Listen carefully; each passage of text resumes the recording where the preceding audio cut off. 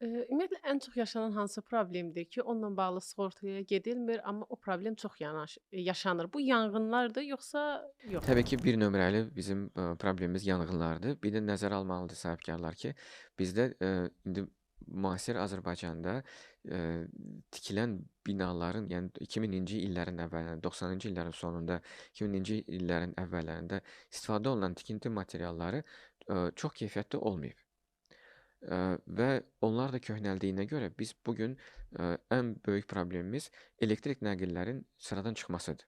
Yanğınların əksəriyyətinin səbəbləri budur. Cihazlar istifadə edirik, elektrik cihazlarının sayı və gücü artır.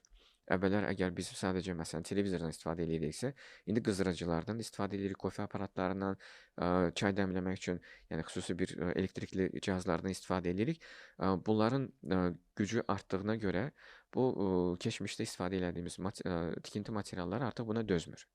Və yanğınların böyük, yəni əksəriyyətinin səbəbi də elə bu elektrikdir. Ona görə yəni tövsiyə edirəm, çünki bunu dəyişdirmək də çətindir, amma sığortalamaq mümkündür.